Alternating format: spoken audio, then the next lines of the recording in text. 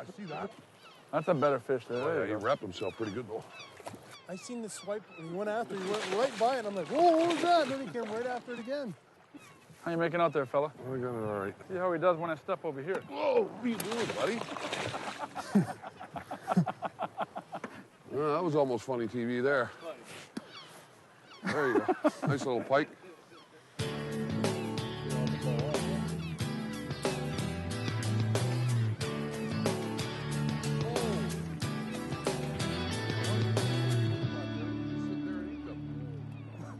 Look at this thing. Are you kidding me? Oh, that's a small walleye. Look at that. Hey, it is gone. Yeah. It is gone. How many perch do you get the lip? That is incredible. Got a walleye this time? Good job, buddy. I wish we had a marker here, Ron. I do. You do Right have a here. marker? It's called Visual Eye. Nice walleye right there, man. The wind's blowing up here nice. Nice little breeze blowing right on this point. Drops right off. We're gonna move up here a little bit, Dave. Well, we're fishing, we're staying in about 16 feet of water, but we're actually casting up on a plateau in about 8 or 9 feet of water. I think that's the ticket there. We're just kind of staying off the water. The fish are kind of moving up on the flat, and we're setting the hook on. It's time for Motor Guide Tackle Box.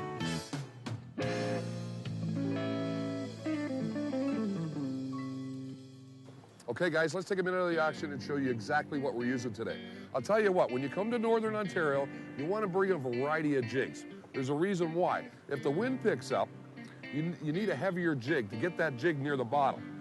Also, we like to use a variety of style of jigs. We use a round head for when the wind does pick up, you can roll that bait right over the bottom.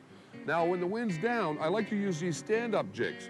You see that jig right there? It likes to stand up. You see the way the hook stands up, and you can get that bait right on the bottom where your minnow stands up. Another good jig that a lot of people use up here in the northern country is a floating jig head. And that really gets your bait off the bottom. When you're fishing these fish, you need a medium to light action rod, something like this, with 6 to 8 pound line on it. You don't want nothing heavy because these fish are very, very finicky. There's not a lot of cover, so you can get that bait right down there. Medium, a little bit of fast tip on there, a little bit of backbone. You don't really need a heavy rod. Now, when you're going after those toothy critters up here in the northern Ontario, you need a little bit different equipment, I'll tell you. Nothing better than a bait casting reel like this, at least 20-pound test. Don't forget your leaders, folks. And these jerk baits, this time of year when the water's cold, the good thing about the jerk bait, you can throw it out there, jerk it, let it sit, let it sit, let it sit. That makes those pike react where they can't resist it. They come up there and hit it.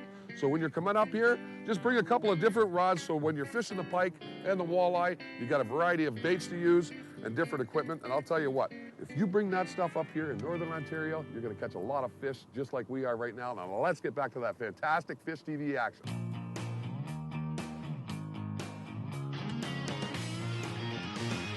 Need some help? Or you want me to tip the boat? Tell you what, though. Grab that. Oh, wow. Can you see that inside there? This fish actually has a line, so we're going to cut the line off. Here, just cut it right here. Cut the line right Yeah, there. there you go. This fish has been caught before. It just goes to show you that catch and release does work. Absolutely.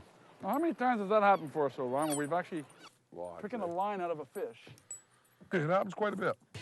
You know what's so great about Waterfalls Lodge? They have 4 outpost lakes that you can travel to by ATV. They got great guides that can bring you to these lakes. They bring the boats. All kinds of different fishing you can do up here, and it's just fantastic, and it's all like remote stuff. Well, what about the lodge? Oh, We had the darts going up there, pool tables there, good eats. We actually had a steak. It was not big. My plate was smaller than my steak. The funny thing was she asked me if I wanted anything else to go with it. Yeah, okay. Where are you going to put it, on my head? What is that? Catfish. Are you kidding me or what? I've had perch, pike, walleye. I tell you. What else is in this lake? Okay, bud, I'll tell you how I grab these.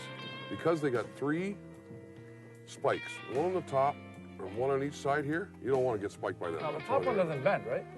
The top one does not bend. So that's why. Normally, you could run on any fish, right? spine, You know that. yeah. You run your hand down and you knock the spines down. Well, look, that doesn't bend down. So you don't want to grab the fish like this.